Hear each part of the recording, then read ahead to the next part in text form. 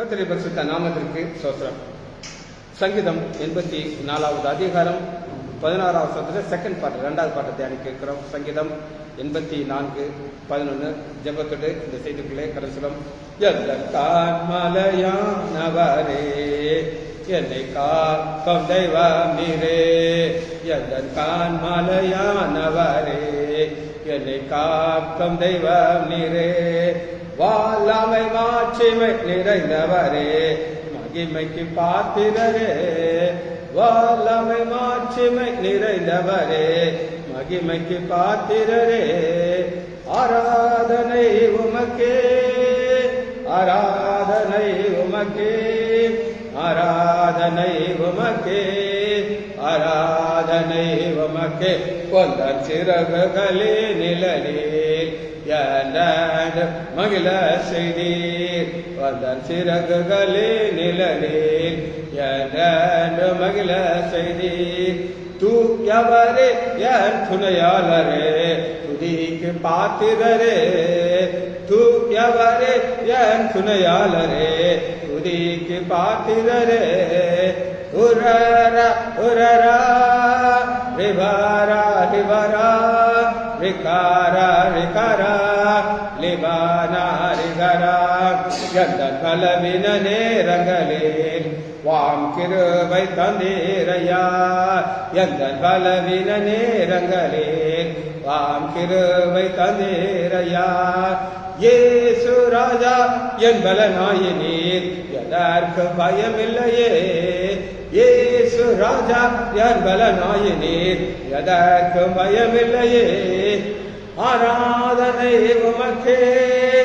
ஆராதனை உமக்கே ஆராதனை உமக்கே ஆராதனை உமக்கே, எங்கள் உயிருள்ள நாட்கள் எல்லாம் உம்மை புகழ்ந்து பாடிடுவேன், எந்தன் உயிருள்ள நாட்கள் எல்லாம் உம்மை புகழ்ந்து பாடிடுவேன், ரஜானி செய்த நன்மைகளை யார் நீயே துதித்திடுவேன், ரஜா நீ செய்த நன்மைகளை சொல்லியே துதித்திடுவேன். இயேசுவின் நாமத்தினாலே ஜெபங்களுக்கு தாவே ஆமென். கர்த்தருடைய பரிசுத்த நாமத்திற்கு ஸ்தோத்திரம். கவிதா சிஸ்டர் பிரைஸ்லாட், பாலசுந்தரி பிரைஸ்லாட், நாகரத்னம் அம்மாள் பிரைஸ்லாட். செய்திக்கு வசந்த வாசகம் சங்கீதம் 84:11. தேவனாகிய கர்த்தர் சூரியனும்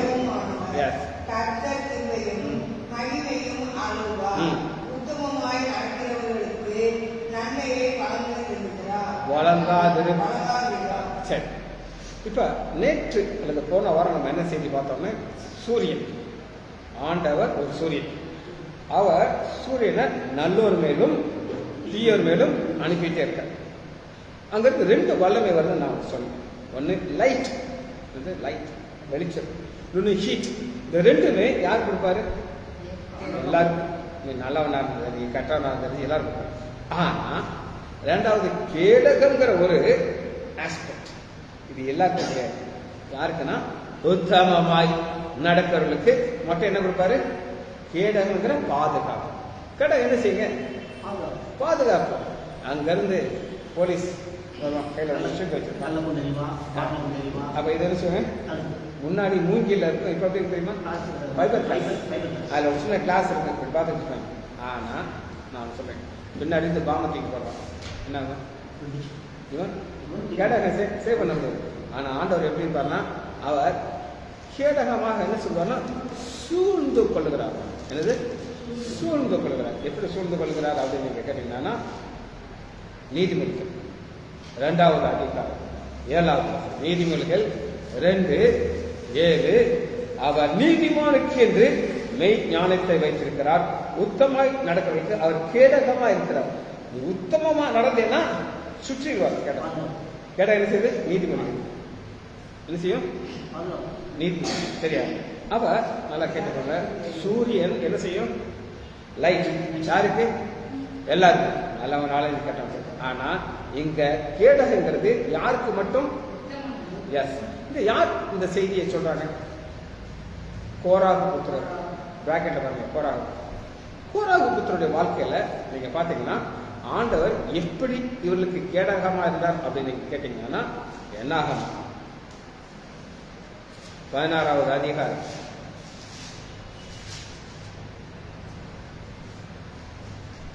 3வது வசனம். ஒரு கூட்டத்தார் என்ன செய்றாங்க? மோசேக்கு விரோதமாக பேசுறாங்க.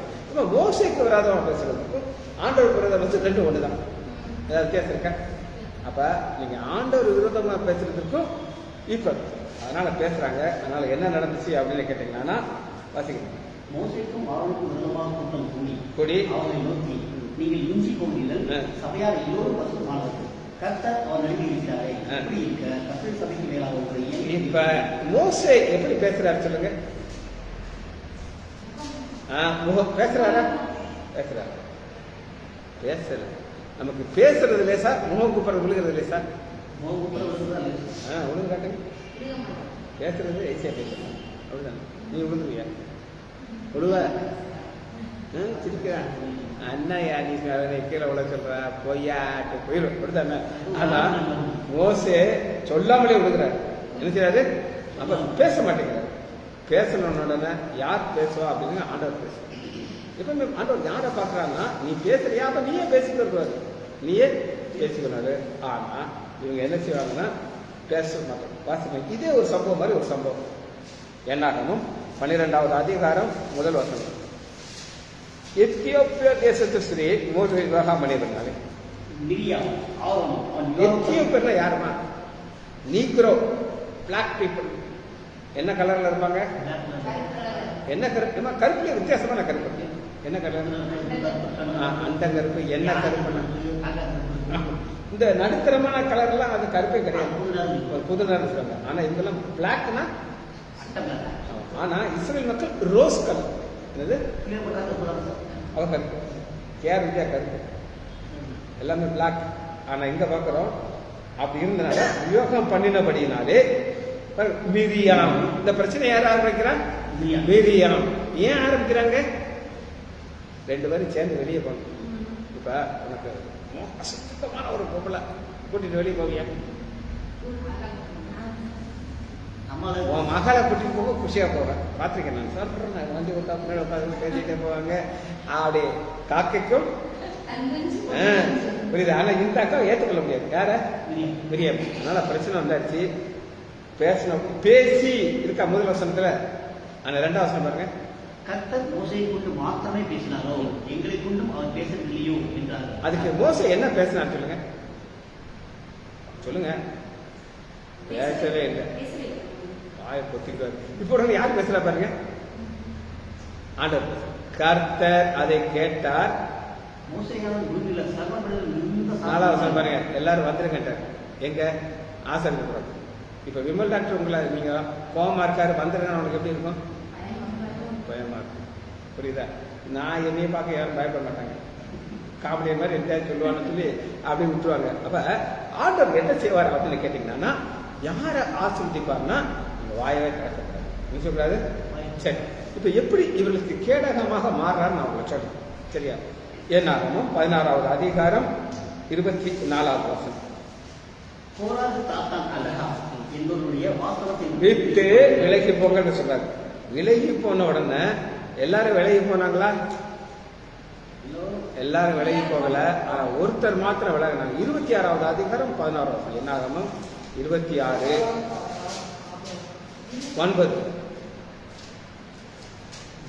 எலியாபின் குமாரன் இந்த தாத்தான் ஆபிரகாமுக்கு சபையில் பேர் பெற்றாய் இருந்து கர்த்தருக்கு விரோதமாக போராட்டம். கர்த்தருக்கு விரோதமான போட்டிருக்கா, மோசைக்கு போட்டிருக்கா? கர்த்தருக்கு விரோதம் பண்றது மோசைக்கு தான். ஆனா ஆண்டு எனக்கு விரோதமா நீ பண்றேன் கேட்கிறாங்க. வாசி. கோராகின் கூட்டாளிகள் மோசைக்கும் ஆளுக்கும் விரோதமாக விவாதம் பண்ணினவர்கள் பூமி தன் வாயை திறந்து அவர்களையும் கோராகையும் வீணனாலும் அக்னி 750 பேரை பட்சித்தது. இப்ப இந்த கூட்டத்துக்கு ஆண்டவர் கேடகமா இருக்கவில்லை. புரிஞ்சுக்கிட்ட? இவங்களுக்கு என்ன செய்யல? உல நீதான் பேசின உல. ஆனா ஒரு கூட்டத்தாருக்கு கேடகம் இருந்தாரு. 11வது வசனம்.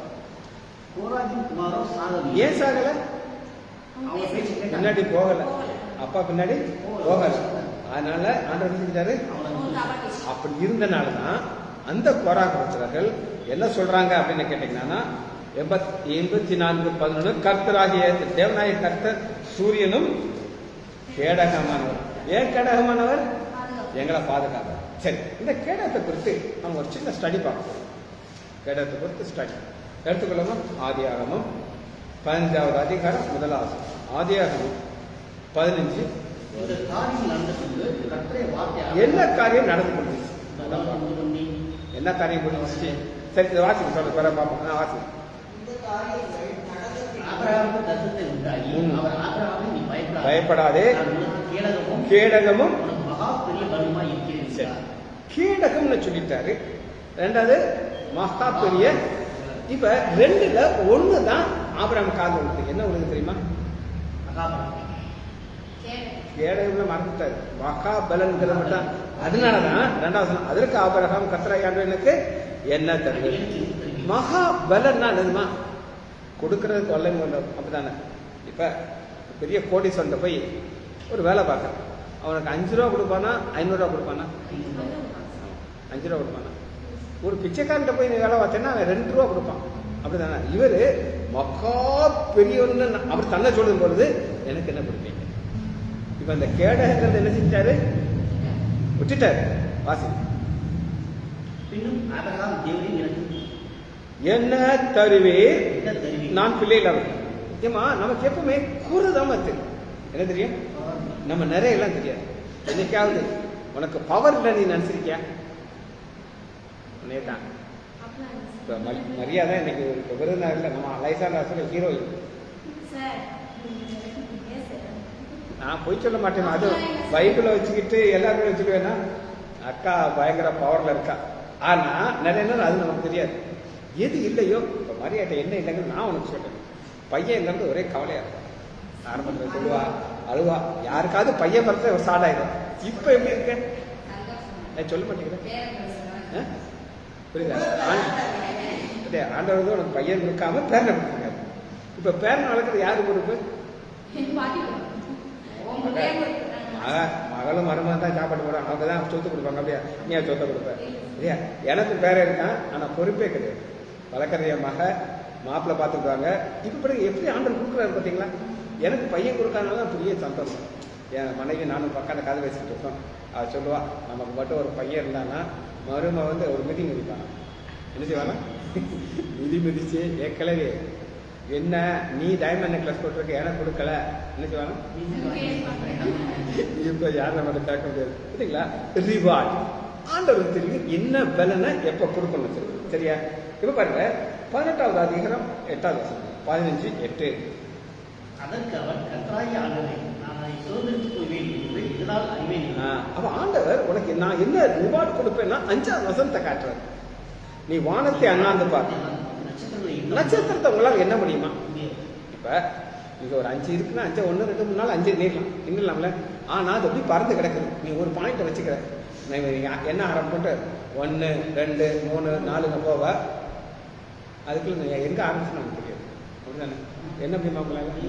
உங்க படத்தெல்லாம் என்ன முடியுமா? போட்டோ என்ன முடியுமா? முடியாது. என்ன முடியும்? அதை டெவலப் பண்ண முடியும், கலெக்ட் முடியும், எல்லாம் நம்பர் எத்தனை உங்களால சொல்ல முடியும். ஆனா என்ன முடியாது. ஏன்னா அதை கிரியேட்டரால தான் அது என்ன முடியும். அடுத்த வாசி. உன்னாலே கொடுத்தால் அவையை சொல்லி சந்ததிக்கு பொன்னமா இருக்கும். அத அவன் விசுவாசித்தான். எதை விசுவாசிச்சான்? ஆண்டவர் சொல்லிட்டாரு அது எனக்கு செய்வாங்க. ஆனா இதுல என்ன பிரச்சனைனா 12வது அதிகாரம் 2வது 12:2 நான் உன்னை பெரிய ஜாதியாக்கி. சரி, இதை செய்து முடிச்சுட்டாரா இல்லையா அப்படின்னு முடிச்சு எப்படி நான் உங்களுக்கு சொல்றேன். இப்ப இந்த உலகத்துல 3 கூட்டம் தான் பெரிய கூட்டம். ஒண்ணு முஸ்லீம் இருக்காங்களா? நீ நம்ம ஊரை பார்க்காத, நம்ம ஊர்ல இருக்காங்க. எந்த ஊர்ல அமெரிக்கால இல்லை எங்க போனாலும் முஸ்லீம் இருக்காங்க. அது இந்த சவுதி அவங்கெல்லாம் யாருடைய பிள்ளைகள் சொல்லுங்க? ஆபிரகாம் சந்ததி. ஒண்ணு. ரெண்டாவது இருக்காது. புரியுது அவங்களுக்கு? அப்ப அவங்கெல்லாம் யார் சந்ததி? பெரிய ஜாதி ஆக்கிட்டாரா? ரெண்டாவது முஸ்லீமுக்கு அப்புறம் கிறிஸ்டியன்ஸ். அது கத்தோலிக்கலா இருக்கட்டும், புரோட்டஸ்டன்ட். இப்ப உலகத்துல 1/3 யாரு? கத்தோலிக்கலும் அங்கேயும் ஆகிட்டாங்களா? 3வது யூதர்கள். யூதர்கள் என்ன சொல்லுவாங்க? எங்க பொறுப்பு தான். அப்ப ஆண்டவர் செஞ்சுட்டாரா? செஞ்சுட்டாரு. இதை ஆக்கிட்டாரு. ஆனா பிரச்சனை என்னன்னா சரி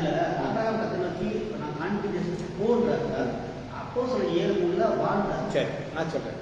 போங்கிறது என்னன்னா போகிறதுக்கு முன்னாடி சொல்றதுக்கு ஒரு வார்த்தை, போயிட்டா நீ எங்கிட்ட வா, கேட்டவா எங்கிட்ட வா. இப்ப நான் தான் உன்னை அழைச்சேன், நீ போனா தான் வர முடியும், போகட்டா வர முடியுமா? போக நான் மரியாதை போய் அந்த வேலையை பாருக்கிறேன், சங்கனை இங்கே உட்காந்துருக்க, போகவே இல்லை, நீ வான ஒரு கூப்பிட்டேன், ஏன் போட மாட்டேன், போகவே இல்லை, புரியுது உங்களுக்கு? போகாதவங்களை கூப்பிட முடியுமா? விசுவாசிச்சு போனா, அதனால என்கிட்ட வா, நான் உனக்கு ரிவார்ட் கொடுப்பேன். புரிஞ்சிருச்சா? 2 வார்த்தைக்கு அர்த்தம் இருக்கு. சரி, இப்ப இத 12வது அதிகாரத்துல ஏற்கனவே ஆசீர்வாதத்தை கொடுத்தாரா? 15:9. அதற்கு அவர் 3 வயது இராகியும் 3 வயது இது என்னன்னா உடன்படிக்கை. என்ன செய்றாரு? உடன்படிக்கைனா என்ன அப்படின்னு நான் உங்களுக்கு சொல்றேன். திருமணம்ங்கிறது ஒரு உடன்படிக்கை. இப்ப கல்யாணத்துக்கு முன்னாடி ஒரு பொண்ணு இருக்கா, அவர் ரோட்டிலேயே போறான், எவனாவது பய கண்டடிச்சு பேசுறாங்க, நீங்க தான் சொல்லுவீங்களா? ஆனா நீங்க தாலி கட்டிட்டு கூட வச்சிருக்கும் போது யாரையும் பேசணும். அப்ப திருமணம் ஆயிடுச்சு, கல்யாணத்துக்கிட்ட முன்னாடி அந்த பொம்பளை யார்ட்ட வாங்கி சாப்பிட்டுருக்கோ அப்பாட்ட கட்டியாச்சுன்னா நீங்க தான் போகணும். அப்ப உடன்படிக்கை பைண்ட். அதுபோல இங்க பரலோக தேவனுக்கும் இந்த பூமியில் இருக்கிற ஆபிரகாமுக்கும் ஒரு உடன்படிக்கை உண்டாபாருங்க. என்ன செய்யறாங்க? 3 வயது. சரியா? 3ங்கிறது திருத்துவத்தை குறிக்கிற காரியம். சரியா? இப்ப 12வது வசனம், அயர்ந்த நித்திரை வந்தது, தூங்கிட்டது. ஏன் அயர்ந்த நித்திரையை ஆண்டவர் கொடுக்கிறாரு அப்படின்னு கேட்டீங்கன்னா, இங்க ஆபிரகாமுக்கு விசுவாசிக்கிறது தான் வேற எந்த வேலையும் கிடையாது. புரியுதா? இப்ப நான் ஒரு சர்ஜரி பண்றேன்னா நம்ம உதவி பிளான் பண்ணணும். மரியாதை நீ என்ன செய்யணும், என்ன பண்ணணும், நிஷல் பகுத்தாரு, நீ என்ன செய்யணும், எல்லாம் ரெடிமேட் என்னை கூப்பிட்டு நான் வருவேன். நான் வரும்போது நான் தூங்க முடியுமா? என் மைண்ட்ல ஃபுல் ஆல்டர்னேட்டிவ், இப்படி பண்ணணும், இப்படி பண்ணணுங்கிற ஐடியாவோட நான் போவேன். புரியுதா உங்களுக்கு? ஆனா இங்க ஆபிரகாமுக்கு எந்த வேலையும் கிடையாது. நீ விசுவாசிச்சு என்ன செய்ய? தூங்கு. தூங்கினா தான் நீ எதையும் செய்ய மாட்டேன். தூங்காட்டா என்ன செய்வேன்? நைஸா எப்படி பார்ப்பேன், ஏதாவது நடக்குதா? ஒண்ணுமே நடக்காது. அப்பொழுது 13, இதுதான் ரிவார்டு. இது என்னது? ரிவார்டு.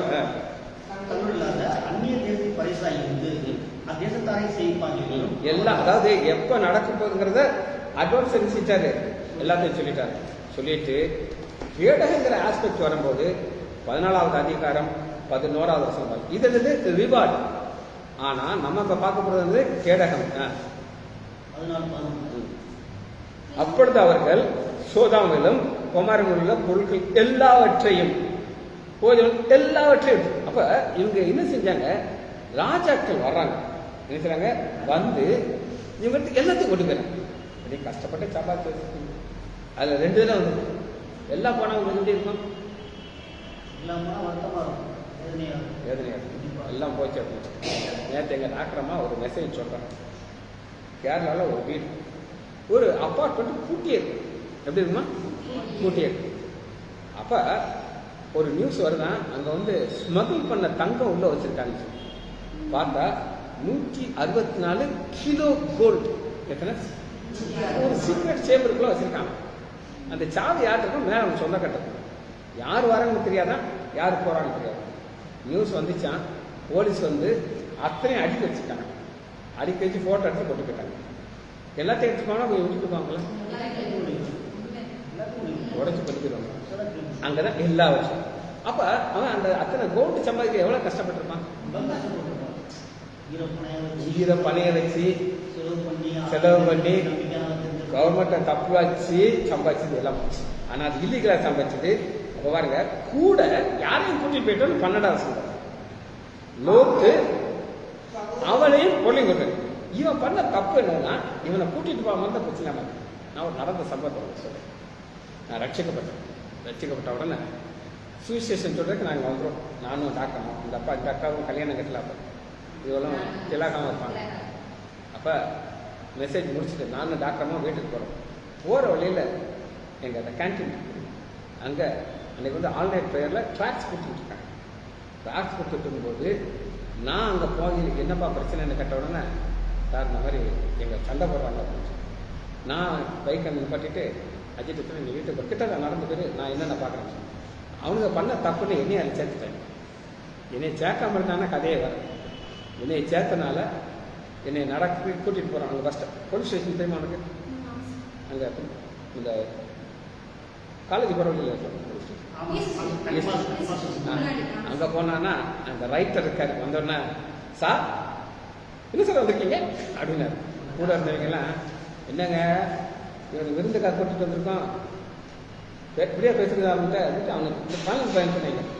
ஒரு லுக்கு விட்டாரு, கூட்டிட்டு வந்துட்டேல ஏன் இடம் மரியாதை அங்கே உட்காரணும் ஒரு முறை மறைச்சாரா போயிட்டாங்க. வந்து சார் எத்தனை ஊசி போட்டுருப்பீங்க சார் எனக்கு அப்படின்னு சொல்லி ஒரே ஜாலியாக பேசிட்டு இருக்காரு. அவருக்கு கடுப்பாகிறாங்க.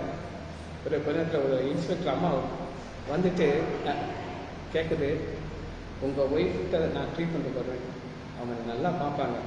அவனை அங்கேருந்து ஒன்றும் சொல்ல முடிய மாட்டேங்குது, நிறுத்த முடியாது, சொல்ல முடிய மாட்டேங்குது. அப்புறம் ஒரு இவங்களுக்கு மேலே ஒருத்தர் வந்தார். வந்த உடனே சார் வணக்கம் சார் அப்படிங்கிறாரு. இவனை கூட்டுறதுல பிரச்சனை கதையை வேற. அப்புறம் ஒரு ஆள் வர்றாரு. அவர் வந்து சார் அவங்க சைடு அந்த ஆர்எஸ்எஸ் லீடர், உங்க அப்பா தான் எனக்கு நாய்க்குட்டி கொடுத்தாரு சார். அவங்களுக்கு எப்படி இருக்கும்?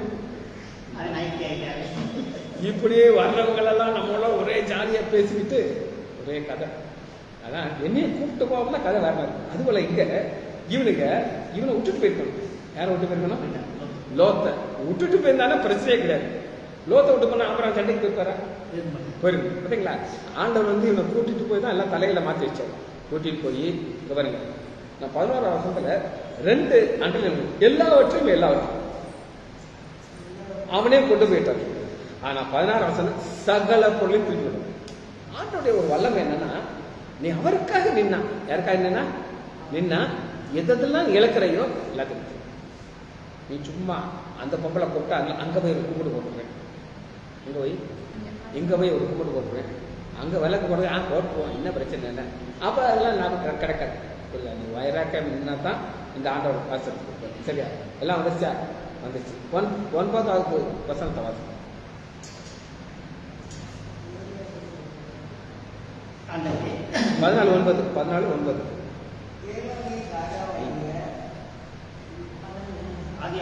அதான் ஆதியாகமம் 14:9 ஏலாவின் ராஜாவைய கருத்தலாகோ ஜாதி இவருங்க மொத்தம் 5 ராஜாக்களோடு 4 ராஜா, 5 ராஜா 4 ராஜா. ஆனா ஆண்டவர் ஆசீர்வாதம் கொடுத்துட்டு இப்ப தோத்துட்டாங்க. யார் தோத்துட்டா? ராஜாக்கள் எல்லாம் போயிடுச்சு. ஆனா இப்ப திரும்ப வந்துட்டார் வீட்டுக்கு. யார் வந்துட்டா? ஆபிரகாம். பயம் வருமா? ஆறாதான் முன்னாடியே வந்து நம்மளை அடிச்சு போடுவாங்க. அதனாலதான் 15:9 பாருங்க. 15:1 இந்த காரியங்கள் நடந்த பின்பு. எந்த காரியம்? ஆபிரகாம் ஜெயிச்சிட்டாரு. ஆனா இது பெரிய வார் மிஷின் எல்லாம் கிடையாது. இவர்கிட்ட இருந்தவங்க யாரெல்லாம் வேலைக்காரங்க. அவங்கள்ட்ட என்ன இருக்கு தெரியுமா? ஒரு மப்பட்டி, ஒரு கடப்பாறை, இதோட போயிட்டாரு சண்டை. போய் ஜெயிச்சிட்டாரு. ஜெயிச்சு வந்தோன்னா ஒரு பயம் வரும். இந்த பயம் வந்த உடனே ஆண்டவர் என்ன செய்யறாரு அப்படின்னு கேட்டீங்கன்னா, நான் உனக்கு கேடகமா இருப்பேன். புரியுது அவங்களுக்கு? இந்த கேடகுங்கிற ஒரு ஆசீர்வாதத்தை ஏற்கனவே ஆண்டவர் செய்து முடிச்சுட்டாரு. முடிச்சதுக்கு அப்புறம் தான் என்ன சொல்றாரு? நான் உனக்கு ரிவார்டு கொடுப்பேன். ஆனா இது இந்த கேடகத்தை மறந்துட்டு எதை கேட்கிறாரு? என்ன எனக்கு கொடுப்பீங்க அப்படின்னு கேட்பாங்க. அந்த என்ன எனக்கு கொடுப்பீங்கிறது ஒரு பெரிய ஒரு எதிர்பார்ப்பு. என்னது? ஆண்டவர்கிட்ட நம்ம எதிர்பார்ப்புங்கிறது வர்றதுக்கு முன்னாடியே அவர் டிசைட் பண்ணிடுவார் என்ன பண்ணுறது. அவருடைய பலம் என்னமா? பரம தகப்பன், நீ ஜெபிக்கு முன்னே உடைய தேவை என்னன்னு அவருக்கு தெரியும். என்னன்னா தெரியும். 13வது அதிகாரம் 17. 13வது அதிகாரம் 17.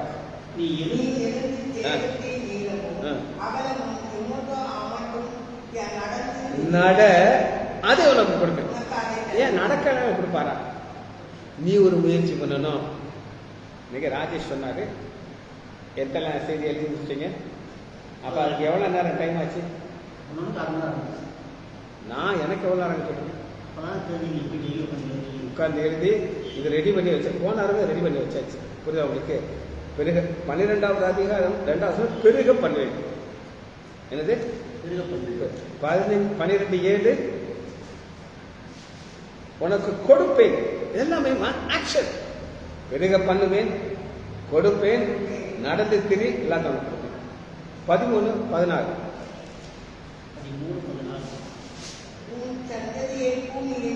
பெருக பண்ணுவேன். இதெல்லாமே அவருடைய வல்லமை. எப்போ வரும் அப்படின்னு கேட்டேன், கேடகமாக பாதுகாத்தா தான் முடியும். இப்போ ஆபிரகாம் செத்து போயிட்டாருன்னா ஏதாவது கிடைக்குமா? ஆனால் ஆண்டவர் வந்து தொடவே விட மாட்டார்.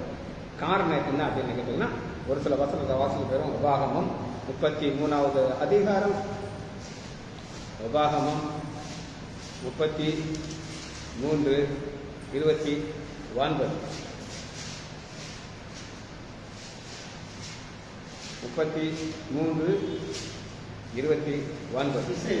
நீ பாக்கியவான், கர்த்தரால் ரட்சிக்கப்பட்ட முத இஸ்ரவேலே அப்படிங்கிறார். இந்த இஸ்ரவேல்ல யார் உங்களுக்கு தெரியுமா? யாக்கோபு. அவன் மோசமானவன். அந்த மோசமான யாக்கோபை பார்த்து அந்த இஸ்ரவேலை மாத்துறார். எப்படி மாத்துறாரு? அப்ப இன்னைக்கு எல்லாரும் மோசமான யாக்கோபா பாப்பாரா, இஸ்ரவேலை பாப்பாங்களா? இன்னைக்கு இந்த தேசத்துக்கு பேர் என்னது? இஸ்ரவேல். அதனாலதான் சொல்றாரு, இஸ்ரவேலுக்கு நீ பாக்கியவான். இந்த பாக்கியவான்ங்கிறது ஒரு பெரிய ஒரு வார்த்தை. மற்றவங்க உங்களை பார்த்து சொன்னோம், இவன் பாக்கியவான், இவன் பாக்கியவான், ராஜேஷ் பாக்கியவான். உங்க வீடை பார்த்து சொல்லுவாங்களா? சொல்றாங்க. அது சொல்லாம புரியுதா? சொந்த வீடா? அது எப்ப சொல்லுவாங்க? வீடை பார்த்தா பார்க்கலான்னு சொல்ல மாட்டாங்க. அதனாலதான் ஆண்டவர் சொல்றாரு அடுத்த வாசல், ரட்சிக்கப்பட்ட ஜனமே. ரட்சிக்கப்பட்ட ஜனம் அப்படின்னா என்ன அர்த்தம் சொல்லுங்க? மதாயத்தில் வைத்து உலகத்தில் வந்த இயேசு உள்ளத்துக்குள்ள உள்ள வந்தா இருதயத்தை நிறைவு வாய் பேசு. நீங்க உங்க வீட்டில் உன் கணவர் முன்னாடி, உன் பிள்ளைகள் முன்னாடி, உன் மாமியார் முன்னாடி, மாமியார் உனக்கு ரொம்ப வருத்தம். ஏன் தெரியுமா? மாமியார் செத்து போனாங்களா வருத்தம் கிடையாது, என் பிள்ளைகளை பார்க்கறதுக்கு ஆள் இல்லை. மாமியார் மேல அன்பெல்லாம் கிடையாது. நான் என்ன சொல்றேன்னா, என்கிட்ட சொன்னா என் பிள்ளைகளை அவருங்க வளர்த்தாங்க, இப்ப என் பிள்ளைகளை நான் வளர்க்க வேண்டியிருக்கு. புரியுதா உங்களுக்கு? அதில் மேட்டர், அதாவது நான் அந்த இறுதி வந்து நிறைய பேர் பேசின மேட்டர் தெரிஞ்சுக்கணும். புரியுதா உங்களுக்கு? அப்ப யாருக்கு முன்னாடி நீங்க பேசும்பொழுது ஆண்டவர் பத்தி பேசினா தான் நீங்க ரட்சிக்கப்பட்டது. புரியுதா உங்களுக்கு? அடுத்த வாசிங்க. உனக்கு ஒப்பானவன் இல்லைங்க, உனக்கு ஒப்பானவன் யார்? உமக்கு ஒப்பானவன் யார் அப்படின்னா என்ன அர்த்தம் அப்படின்னு கேட்டீங்கன்னா, ஒரு கம்பேரே பண்ண முடியாத அளவு உயர்வு. இது கம்பேர் பண்றது என்ன சொல்லுங்க பார்ப்போம். கம்பேர் பண்றது இப்ப நாங்க 3 பேர், 3 பேரையும் கம்பேர் பண்ண முடியுமா? முடியாது. என் தம்பி எனக்கு சொல்றாரு, என் மகளுக்கு புதுசா ஒரு ஃபேக்டரி கிடைச்சி, ஏற்கனவே ஒரு ஃபேக்டரி வச்சிருக்காரு, இன்னொன்னு அவனுடைய பிரதான கிருபையெல்லாம் கிடைச்சி. என் மகளை பார்த்து சொல்றாரு, நீ ஒரு கோடீஸ்வரி அப்படிங்கிற சொல்லுது. கோடீஸ்வரி அதாவது ட்ரில்லியனாக இருக்கிறார். ட்ரில்லியனாக இருந்தது என்னன்னா இங்கிலீஷ்ல சொல்றாரு, ஒரு ட்ரில்லியனார் அப்படிங்கிறாரு. அவர் உண்மை சொல்றாரா போய் சொல்றாரா? உண்மைதான் சொல்றது. அதோட பெரிய ஃபேக்டரி கிடைக்கும்னா யாருமே நினைக்கல. ஆனா ஆண்டோடைய கிருபையினால வாங்கி கொடுத்தாரு. காரணம், உனக்கு ஒப்பானவன் யார்? அடுத்து பாருங்க, உனக்கு சகாயம் செய்யும். அப்ப இந்த கேட்டகரிக்கு சகாயம் செய்யும். ஒன்னும் பாதுகாத்துட்டு அடுத்தது சகாயம் நடக்குமா? உதவி, ஹெல்ப். எந்த நேரத்தில் என்ன தேவைன்னு தெரியாது. என்னுடைய மக வீட்டில் 7 மாதம் பெரிய போராட்டம்னா உங்களுக்கு நான் சொன்னேன், அன்னையில் ஆரம்பிச்சிச்சு, அதுக்கு முன்னாடி ஆரம்பிச்சிச்சு. ஆனால் இப்போ பார்த்தா பயங்கர சமாதானம். என் மாப்பிள்ளை அவர் ஃபேக்டரி பார்த்துட்டு இருக்காரு, பெரிய மாப்பிள்ளை அவர் சொத்தை பார்த்துட்டு இருக்காரு, எல்லாரும் அவங்க வேலையை பார்த்துட்டு எப்படி இருக்காங்க. காரணம், இந்த கேடகம் பாதுகாக்கிறது மட்டும் கிடையாது, 2வது இது சகாயம். உனக்கு மகிமை பொருந்திய பட்டயம். பட்டயம்ங்கிறது என்னது சொல்லுங்க? வேத வசனம். அது வேத வசனம். இந்த வசனம் உங்களுக்குள்ள எவ்வளவு இருக்கோ அந்த பட்டயம் உங்களுக்கு என்ன செய்யுது? அது இருவரும் கருக்குள்ள பட்டயம். அது சகாயம் செய்யும் கிடைக்கும் பட்டயம். அவரே, அவர் என்னது? நானே வழியும் சத்தியமும் ஜீவனும். நீங்க அதை யாரும் இன்னும் நாளைக்கு சேர்க்க முடியும். என்ன செய்ய முடியாது? நீ ஒரு மரியாதை சேர்க்க முடியாது. உன் பேர் மரியாதை. யாரும் சேர்க்க முடியாது. யாரும் சேர்க்க முடியாது. மரியாதை சேர்க்க முடியாது. மரியாதை யாரு? அவ்வளவுதான். ஆனா அவரே உன் சத்துருக்கள் உனக்கு இச்சையும் உன் சத்துருக்கள். பாருங்க, இந்த சத்துருக்கள் எப்படி இச்சகம் பேசினார்கள் தான் நம்ம உங்களுக்கு காமிச்சோம். கோராக எல்லாம் சொல்றாங்க, யோ நீ பெரியாளா? மோசைக்கு பெரியாளான்னு சொன்னா மோசை என்ன சொல்லலாம் தெரியுமா? ஆமா ஐயா, செங்கடா பிறந்த நீயா நான் சொல்ல முடியுமா? பார்வனுக்கு விரோதமாக இருந்தது நீயா நான் முடியுமா? முடியாது. இது எல்லாமே நான் செஞ்சேன். வாயவே திறக்கக்கூடாது. இல்லை, யார் வாயை திறக்காம இருந்தா மோசை தான். முகம் குப்பரை வெளுத்தாரு. தாழ்வு ஆண்டவராகிய இயேசு கிறிஸ்து இந்த பூமிக்கு வரும்போது தாழ்த்தினார். அவர் தன்னை தாழ்த்த தாழ்த்த தாழ்த்த ஆண்டவர் அவரை உயர்த்தினார். புரியுதா? தாழ்த்துறது யார் வேலை? என்னைய கடை ஓ வேலை. உயர்த்துறது அவர் வேலை. தாழ்த்துறது லேசா, உயர்த்துறது லேசா? தாழ்த்துறது லேசா, உயர்த்துறது லேசா? தாழ்த்துறது ரொம்ப கஷ்டம். அப்படிதானே? ஒரு தடவை எனக்கு என் தம்பிக்கு ஒரு சின்ன ஒரு பிரச்சனை வந்துச்சு. ஏன்னா நான் உங்களுக்கு சொல்றேன். அவன் சொன்னான், நான் தான் பெரிய டாக்டர், நீ தான் பெரிய ஆள்னு சொன்னான். சரியா? நான் சிம்பிளா ஒன்று சொன்னேன். என்ன சொன்னேன் தெரியுமா? காலையில் 7 மணி ஊரி அப்போ நடத்திட்டு இருந்தேன். நீ 7 மணிக்கு அங்கே வா, நீ எல்லாருமே முழங்கால் போடுறது அதிகம் வர முடியாது. பார்த்தீங்களா? அவரால் எங்கே வர முடியாது? வர முடியாது. அவர் முஸ்லீமா கிறிஸ்தவரா? அவரால் என்ன செய்ய முடியாது? தாழ்த்த முடியாது. ஆனால் ஆண்டவர் வந்து கேட்டாதான் வந்து சொந்தாக்கிட்டு இச்சைகளை சொன்னவர்கள் அவர்கள் மேடுகளை மிதிப்பார். மேடுகள்லாம் என்ன? நான் உங்களுக்கு சொல்றேன். ஒவ்வொருத்தருக்கும் தங்களுடைய மேடு அப்படின்னு ஒன்று இருக்கும். இப்ப நான் உங்களுக்கு சொல்றேன். இப்ப நான் எதெல்லாம் நான் பெருமை நினைக்கிறோம் அது என் மேடு. இப்ப நான் வந்து டாக்டர் லைசானுடைய மகன், சந்தேகம். இப்ப என்கிட்ட ஒரு பிளஸ் என்னன்னா, நான் ஒரு டாக்டர். இப்ப திடீர்னு என் பிரெயின் ஆஃப் ஆயிடுச்சு. என்ன நீங்க எல்லாம் எப்படி கூப்பிடுறீங்க? மென்டல் வைத்தியக்காரன். ஒரு செகண்ட் அந்த நரம்பு ஆண்டர் தொட்டானா போச்சு. நான் சர்ஜரி எந்த கை வச்சு பண்ணுவேன்? இந்த கை இப்படி ஆட ஆரம்பிச்சிருச்சு. ஏன்னா வருவீங்களா? இதெல்லாம் மேடு, அதை நீ மிதிக்கணும். ஜெபிச்சு படிப்பாமா? மகா இறக்கமும் கிருபையுமுள்ள பிதாவே, துதிக்கிறோம் ஐயா. கோராக புத்திரங்கள் தியானித்தோம் ஐயா. நீர் சூரியனாக இருந்தீர்கள் நாங்கள் தியானித்தோம் ஐயா. இன்று கேடாகமாக இருக்கிற என்று தியானித்து இந்த செய்தியை படிக்கிறோம். பிள்ளைகள் ஒவ்வொருவரையும் என் ஆண்டவராகிய இயேசு கிறிஸ்துவின் நாமத்தினாலே ஆசீர்வதிக்கிறேன். இயேசுவின் நாமத்தினால் ஜெபங்களை பிதாவே. ஆமென், ஆமென், ஆமென். ஸ்லோவாக போனால் தான் கவராக.